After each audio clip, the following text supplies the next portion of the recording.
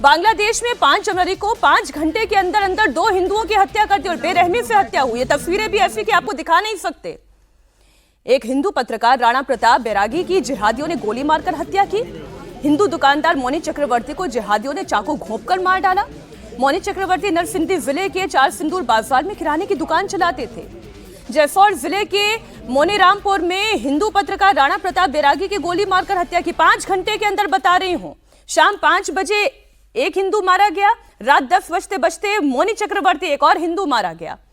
18 दिसंबर को दीपू दास को जिहादियों ने जलाया था, जिंदा जलाया था। वो तस्वीरें भी हमने आपको दमदार 10 में दिखाई। अमृत मंडल, सम्राट मंडल की पीट पीट कर हत्या कर दी गई। ब्रिजेंद्र बिस्वास, उसकी हत्या हो गई। खोखन दास जिंदा जलाकर मार डाला।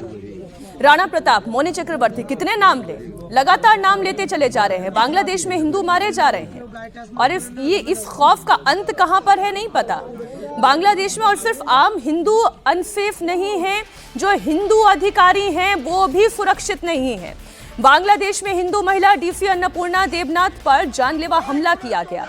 ये तो अधिकारी हैं लेकिन हिंदू हैं। जिहादियों ने कुरीग्राम के डीसी के ऑफिस पर धावा बोला, उनकी जान लेने की कोशिश की और सिर्फ इसलिए किया गया क्योंकि हिंदू महिला डीसी अन्नपूर्णा देवनाथ ने फेक पेपर पर कार्रवाई करने से मना कर दिया था। एक तरफ बांग्लादेश में हिंदुओं की हत्या का सिलसिला जारी है तो वहीं एक हिंदू विधवा के गैंग रेप का मामला सामने आया। कट्टरपंथियों ने महिला के रिश्तेदारों को कमरे में बंद कर दिया। महिला के रेप के बाद पेड़ से बांधकर पिटाई की गई, उसके बाल काटे गए। कहां है ये मोहम्मद यूनुस? कहां है उनकी पुलिस? कहां है उनकी सेना? एक के बाद एक हिंदुओं की हत्या होना, हिंदू महिला का रेप होना, बाल काट देना, पिटाई करना पेड़ से बांध करके। ये क्या चल रहा है इस वक्त बांग्लादेश में? ये वही जिहादी मानसिकता है। जब आप कब्र खोदने की बात करते हैं, जलाने की बात करते हैं, उसका एक्सटेंशन क्या होता है? किसी एक किस्म की एक विचारधारा के प्रति इतनी नफरत पैदा हो जाती है कि वो आम जो मासूम है वो भी मारा जाता है। विनोद जी, डराने वाली है एक एक तस्वीर, एक एक घटना डराने वाली है। नहीं, विचलित करती हैं इस तरह की घटनाएं, डराती भी हैं, विचलित भी करती हैं और लगता है कि आखिर ये सिलसिला कब रुकेगा।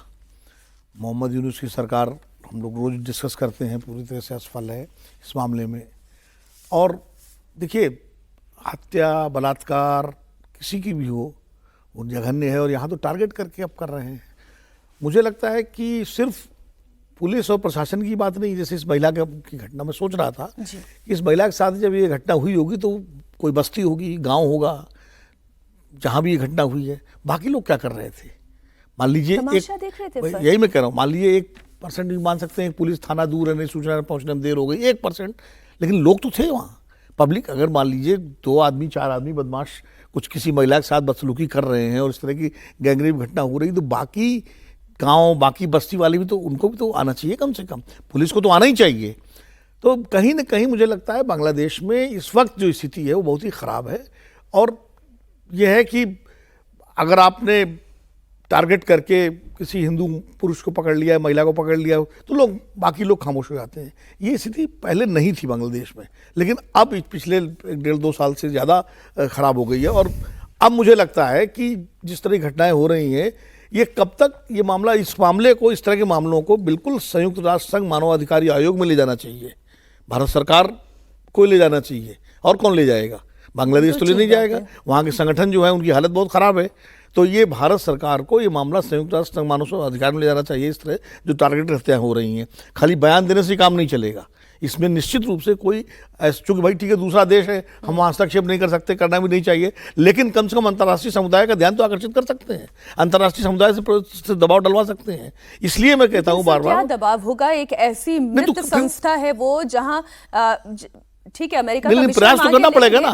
देखिए, हम प्रयास हमको करना पड़ेगा, वरना खाली बयानबाजी हम भी करते रहेंगे, निंदा करते रहेंगे, वहाँ घटनाएं होती रहेंगी। कहीं ना कहीं कोई चेक कैसे लगेगा?